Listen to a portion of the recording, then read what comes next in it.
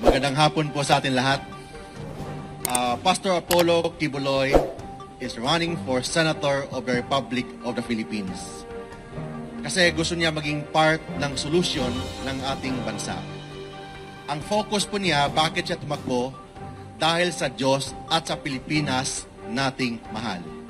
It means yung focus ng kanyang platform of government is God-centered, Philippine-centered, and Filipino-centered na platform, lalo na sa legislation bilang isang senador. And ang priority po niya, number one, is yung religious freedom.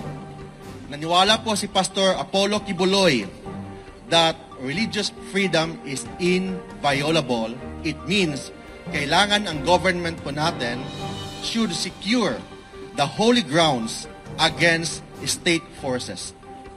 Second, kailangan protektahan ang mga mahihirap, mga poor, particularly sa health, free medicine, fast medical services.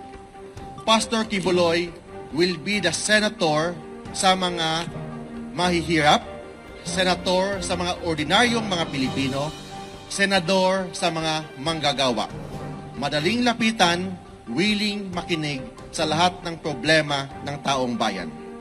And third, he will focus on education. He wants a massive quality education and zero corruption. Makita naman natin, exhibit number 1 is the KOJC. Kung ano po yung ginawa ni Pastor Kibuloy sa KOJC, yung kingdom, yung sa Tamayong, and sa lahat sa buong mundo, yun ang gagawin po niya sa buong Pilipinas bilang isang senador. Of course, he will give voices to the IP, OFW, tourism, and transport group. Thank you and good afternoon. Maraming salamat po. Sir, just your name, sir. Can we have your name? Attorney Mark Tolentino. Wala po na question. Next speech lang po siya. Sir, pwede lang picturean yung, Sir? yung COC.